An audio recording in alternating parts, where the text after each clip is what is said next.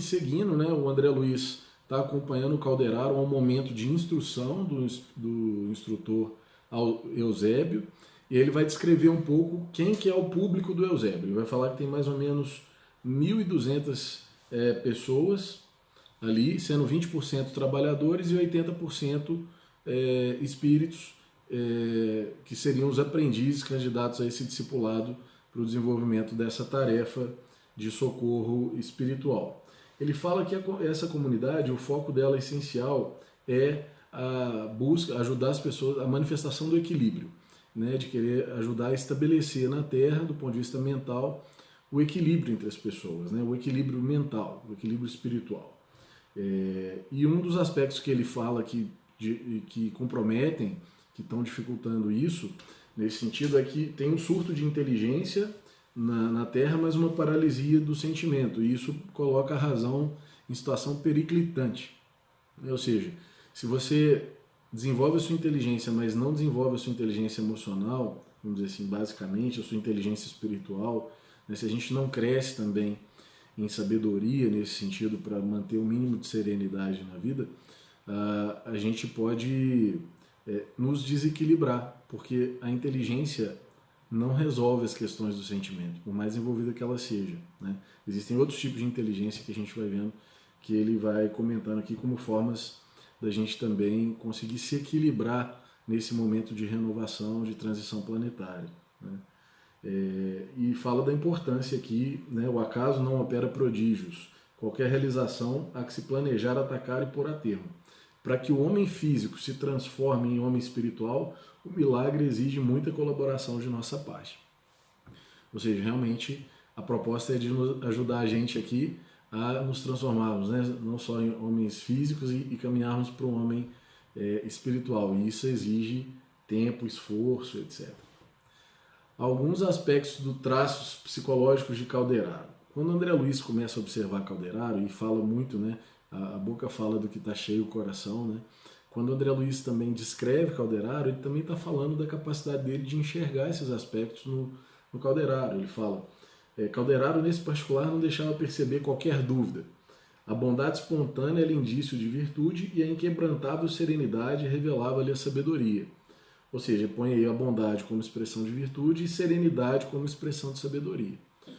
O fato da gente ainda não ter serenidade absoluta tem muito a ver ainda com a gente não conseguir entender as coisas que estão acontecendo na nossa vida.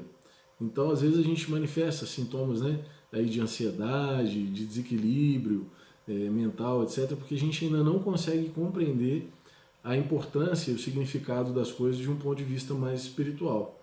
E aí a importância da instrução, né, da busca desse conhecimento espiritual para nos ajudar a ter mais visão das coisas, né?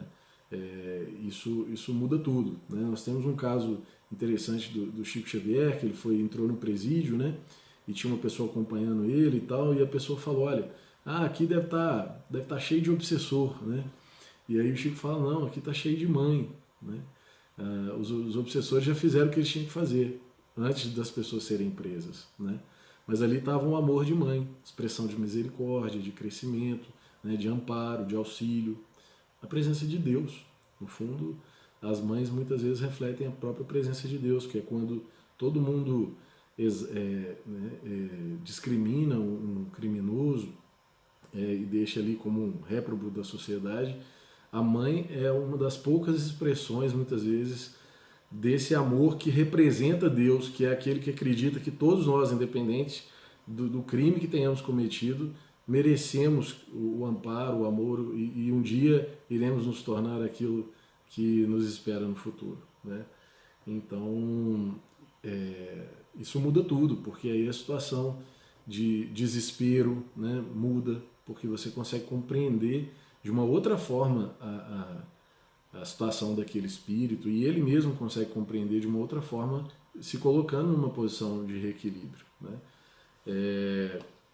E um outro elemento aqui do traço psicológico do Calderaro é a sobriedade verbal, né? Essa expressão é muito interessante. Embora ele reconhecesse a sobriedade verbal, desde os momentos do nosso encontro, permutávamos impressões como velhos amigos.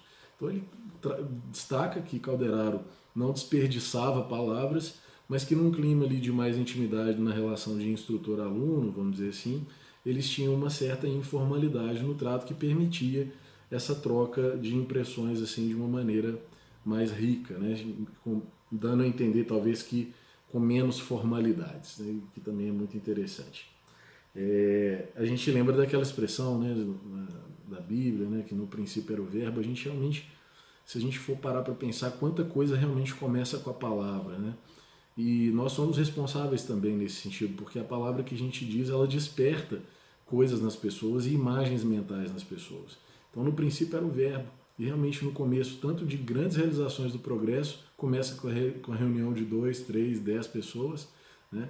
E às vezes o crime também começa na ideia, mas depois ele vai se concretizando na troca ali das palavras que vão construindo essa realidade também mais sombria.